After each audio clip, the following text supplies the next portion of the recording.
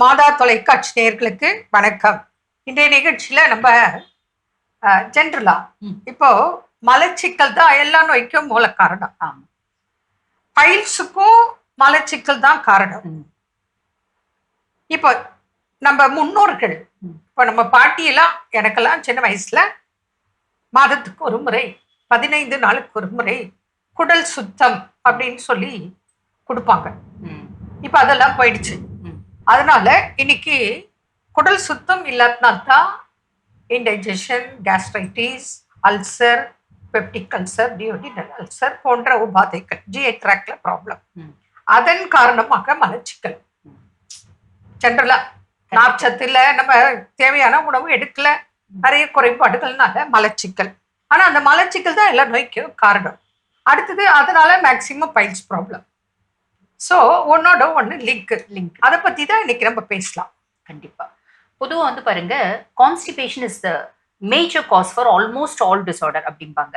இப்போ எந்த ஒரு தொந்தரவுக்கு நீங்கள் போனீங்க அப்படின்னாலும் ஃபர்ஸ்ட் வந்து பார்த்தீங்கன்னா இந்த ஆயுஷ் டாக்டர்ஸ்லாம் வந்து பாடியை கிளென்சிங் பண்ணுறது, டீடாக்சிஃபை பண்ணுறது, நிறைய வந்து பார்த்தீங்கன்னா லூஸ் மோஷனுக்கு மெடிசன் கொடுக்கறது, வாமிட்டிங் கொடுக்கறது, இப்படிலாம் வந்து பார்த்தீங்கன்னா ரொம்ப நாளாக இருந்து வரக்கூடிய ஒரு ட்ரீட்மெண்ட் ப்ரொசீஜர் தான். ஏன் அப்படின்னா உடம்புல கழிவு இருக்க வரைக்கும் நம்ம கொடுக்குற மெடிசன்ஸ் கூட சரியா ஆப்டா வேலை செய்யாது அப்படின்றது உண்மை. அப்ப நம்ம கொடுக்குற மெடிசன்ஸே உடம்புல கழிவு இருக்கும் போது சரியா வேலை செய்யாது அப்படின்னும் போது நம்ம உடல்ல இருக்க உறுப்புகள் எப்படி வேலை செய்யும்?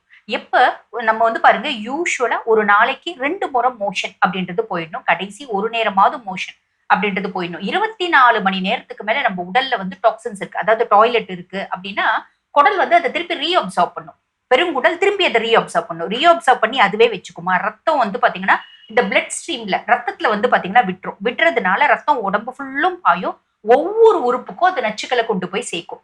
இது ஒரு நாள் 2 நாள், 1 மாசம் 2 மாசம் பிரச்சனை இல்லை. கான்ஸ்டன்டா இருக்குது அப்படின் போது ஒவ்வொரு உறுப்பும் டேமேஜ் அடையும். ஒவ்வொரு உறுப்பு ஹெட் டு ஃபுட் எல்லா உறுப்புலயும் வந்து பாத்தீங்கன்னா பிரச்சனைகள் அப்படின்றது வரும். அப்ப மலச்சிக்கல் இல்லாம இருக்கணும் அப்படின்றது முதல்ல நம்ம தெரிஞ்சுக்கணும். அதுக்கு என்ன பண்ணணும்? ஃபர்ஸ்ட் விஷயம், காலையில எந்திரிச்ச உடனே டைரக்டா சோஃபால உட்காந்துருவாங்க, சேர்ல உட்காந்துருவாங்க. 1 மணி நேரம் நியூஸ் பேப்பர் படிப்பாங்க, காஃபி எல்லாம் குடிச்சிட்டு அப்புறம் நிதானமா டாய்லெட் போவாங்க.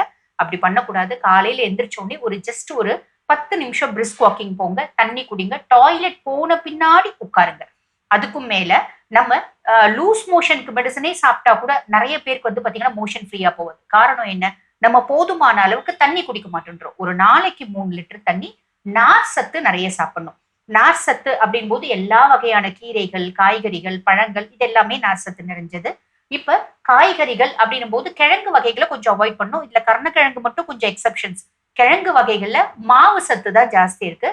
அப்ப நீங்க ஒரு நாளைக்கு 3 லிட்டர் தண்ணி, டெய்லி ஒரு அரைக்கட்டு கீரை, இல்ல ஒரு நாளைக்கு 200 கிராம் காய்கறி, ஏதோ ஒரு காய்கறி நீங்க சாப்பிட்டீங்க அப்படின்னாலே மோஷன் ப்ராப்ளம் அப்படின்றது இருக்காது, இல்லைங்களா? மலச்சிக்கல் இருக்காது. நார்ச்சத்து இருக்கும் போது உங்களுக்கு ஃப்ரீ மோஷன் இருக்கும். இப்போ பைல்ஸ்னால எவ்வளவு கஷ்டப்படுறாங்க மக்கள் அப்படிங்கறத பார்க்கலாம். கண்டிப்பா இந்த மலச்சிக்கல் ரொம்ப நாளா இருக்கு. Constant straining to stool.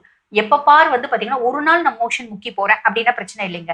நான் வாரக்கணக்கா மாசக்கணக்கா டாய்லெட் முக்கி முக்கி முக்கி முக்கி போறேன், அப்படியும் வந்து மோஷன் முழுசும் வெளியே வர மாட்டேங்குது. பார்ட்லி வந்து பாத்தீங்கன்னா எக்ஸ்பெல் ஆகுது, பார்ட்லி ரெசீட் ஆகுது அப்படிம்பாங்க. கொஞ்சமா மோஷன் வெளியே வரும், திருப்பியும் அந்த மோஷன் உள்ளுக்குள்ள போகும். அது நிறைய பேர் வந்து மலச்சிக்கல் இருக்கவங்க அனுபவிச்சிருப்பீங்க.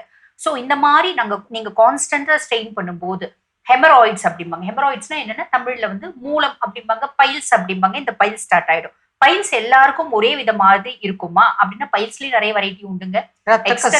ஆமா, ப்ளீடிங் பைல்ஸ் அப்படிம்பாங்க, எக்ஸ்டர்னல் பைல்ஸ் அப்படிம்பாங்க. வெளியிலே வந்து பாத்தீங்கன்னா ஒரு செத வளர்ச்சி அப்படின்றது தெரியும். இன்டர்னல் பைல்ஸ் அப்படிம்பாங்க, உள்ளுக்குள்ள நம்மளுக்கு காம்ப்ளிகேஷன்ஸ் இருக்கும், வெளியே ஒண்ணுமே தெரியாது. ஆக மொத்தம் பைல்ஸ்ல என்னென்ன மாதிரி டிசார்டர் வரும்?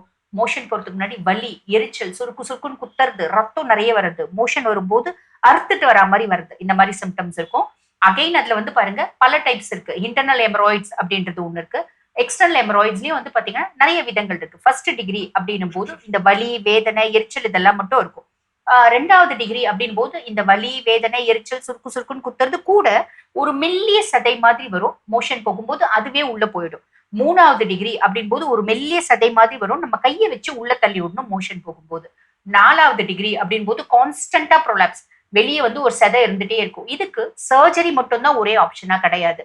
இதுக்கு கன்சர்வேட்டிவ் ட்ரீட்மெண்ட். இப்போ 3 times 4 times சர்ஜரி பண்ணி திரும்ப திரும்ப திரும்ப வரும்.